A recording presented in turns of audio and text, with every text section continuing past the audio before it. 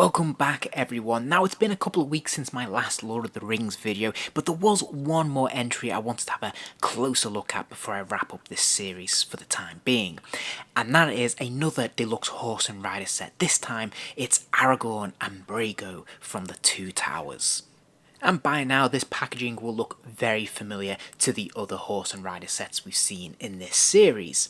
ToyBiz like to use different colours for the packaging. They usually used green, blue, or in this case, red. On the edges of the packaging we can see these runic characters, and in the background and indeed on the inner inlay behind the figures we can see the Middle-earth map. Now this map wraps all the way around the packaging and it's very nicely done. It's a very nice touch that brings Tolkien's world alive, which I think is a really fun touch. Of course we also have this image of Aragorn and Brego taken from the Two Towers, so this is a production still. This is a really good image, a very strong image. I think it works really well here. And of course most of this packaging is given over to the window display so we can see the actual figures inside. I think this design works really well with these Deluxe Horse and Rider sets, and they're very displayable, they're colourful, they're attractive, and they just look really nice. Of course this is a pretty sizable box and the side panel is quite chunky, big enough for us to show off that map of course in all its glory there, but we also have this fantastic image at the bottom of the packaging which shows this figure in action. So I think this looks really nice, again very displayable. You can stack these on your shelf with the other figures in this line and you have a pretty consistent look, and each one feels distinctive and different because of course it has a very different image at the bottom of the packaging. And when we flip the packaging to look at the reverse we can see that an awful lot of this, in fact half the packaging almost, is given over to the various action features. The instructions there of how to get the most out of these action features, which is quite fun. Of course we have a little bit of text about the film, a little bit of text about these specific characters, and of course we have that fantastic image that we just saw before of these two figures in action, so to speak. So all in all this is still very attractive. It's a little bit text heavy but I think it works really well, and yeah, it's still fine to put on display, but I think obviously the centre of attention is always going to be on the front of this packaging if you're going to put it on a shelf somewhere. So starting off by looking at the Aragorn figure, you will notice I've had to sort of employ a stand here to stand him up because I had real issues standing him, and that's everything to do with his rubber legs, which we'll get onto in a moment. But first, let's take a look at this head sculpt and the likeness. Now, I have to say, I love ToyBiz, but I do feel like no matter what scale we're talking about, they kind of drop the ball with Aragorn. It never looks quite right, unfortunately. Now, this fares a little bit better than the 12-inch version, I feel, but nevertheless, it doesn't feel quite right. And I think they have real issues with the beard and how to make that authentic and sculpt it in or paint it in. So they've opted to clearly just paint this on, but it does look like someone's taken a sort of felt tip and just kind of penciled it on his face.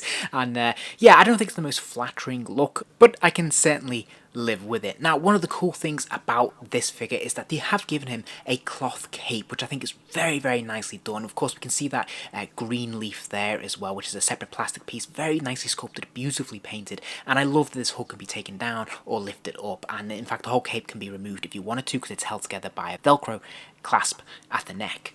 As we've come to expect from this line, the sculptors have spared no expense when it comes to really trying to draw out every bit of detail from these characters, and I think they've done an absolute tremendous job. We can see individual pieces in terms of the gauntlets, the different kind of textures, different kind of costumes that he's got, whether it's his double or whether it's the shirt underneath. There's lots of texturing and nice ripples and creases in the jacket, and all the different parts of this figure I think have come together very nice. And of course that is all complemented by a very nice, very subtle paint job as well, where we can see there's just little subtle variations in the colours that have been used. There's gentle washes running through this to give it more of a lived in texture, more used texture, which is brilliant, and I think this comes together to look very authentic to what we see on screen and creates a very subtle and nuanced figure. Which again, if we take ourselves back to the context of the time, this was quite groundbreaking. This wasn't the traditional usual approach to action figures. ToyBiz definitely upped their game here to just give us a little bit more than what we're used to at this scale and at this price point. But that's not all, because they also gave him some cloth accessories, again quite unusual for this time. So he actually has a separate cloth coat, which I think is fantastic. I really like this. It is removable, but I think it looks best with it on. So it's really nice to have this extra texture in there. He also of course has his sword and in the sheath as well, which can be removed, which is absolutely brilliant. So again, this all looks really authentic and very nicely produced. As I mentioned previously, it does of course have a cloth cape as well, which is very cool. Again, you can remove this if you want. Underneath it you will find that he has a rolled up mat to sleep on. He has his quiver and his bow and arrow in there as well, which I think is really cool. Again, giving you lots of different textures and just a greater amount of detail than we would expect from a figure of this scale. Now I did want to mention that his boots, well, his lower legs are made entirely of rubber. That's so he can sit on the horse, of course. Again, they're very nicely sculpted and very well painted. I mean, these look really muddy and dirty, like he's been travelling through the mud, which is brilliant. But although there is articulation in them, they are not the best when it comes to posing, because of course they are made of rubber. So there's always going to be that danger that they fall over. And I had very great difficulty posing him, standing him freely without the use of a stand. So let's take a look at articulation. He does have a swivel in the neck, so he can move his head from side to side. In fact, I think it's more of a ball joint because it can sort of look up and down a little bit, but there's not really a huge range of motion here. Now, there is a straight swivel at the shoulder there, so the upper arm can move up and down.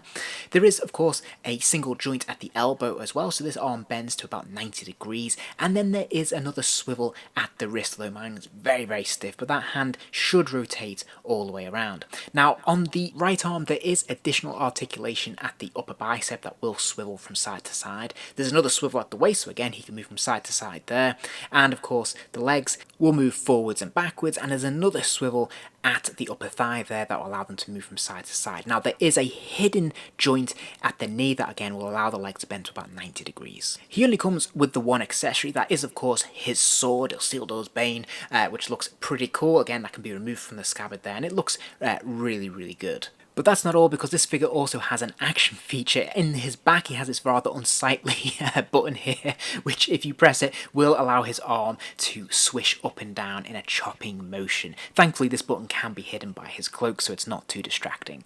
Moving on to Brego, of course we have a horse, and we've seen other horses in this line and they're all magnificent and they're all pretty much the same sculpt with very subtle variations to the paint apps and various accessories.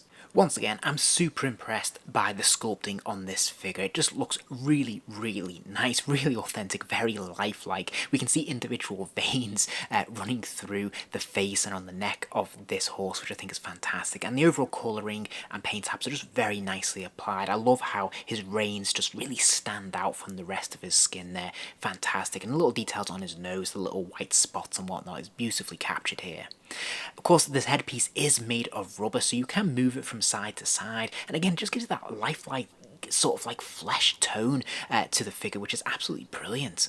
Of course, the other major difference about this particular horse from the others in the line is his saddle and the various dressings that he's got here. Of course, we can see lots of different bits and pieces that belong to Aragorn on the back of this horse, which look really nice, very nicely painted, and I love the sort of green symbols on some of those pouches there. And I like that we have these different colours as well. We have the sort of green mat and then the red sort of holster on top of that, which looks brilliant. And I love also how the stirrups are painted kind of a gold colour as well, so they really stand out. His tail is sculpted from rubber, which is a nice material. It looks quite lifelike, they've done a nice job, and it is articulated, so you can move it from side to side. But you will notice there is this button on the very rear of the horse here, and when you press this, it triggers the action feature, which is the legs, the hooves, moving forwards, up and down as if it's galloping. I think this is a really cool extra feature, and is testament to ToyBiz's creativity during this period. The hind legs don't move in this way, but they are articulated at the top of the leg there. We can move it up and down, and of course we can do the same with the hoof as well.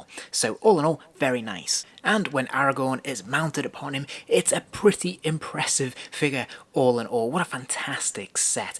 This is very imposing and just looks absolutely brilliant. There's so many different colours here that makes this figure really eye-catching and quite distinctive in this collection, which I think is really, really fun. So once again, we have a really nicely sculpted, beautifully painted and very rich texturally action figure set. I love these deluxe horse and rider sets. I think they're different to anything else that I've got in my collection, and I still think even all these years later they still look brilliant. If you enjoyed this video, please do give it a like and remember to subscribe, as there'll be plenty more videos soon.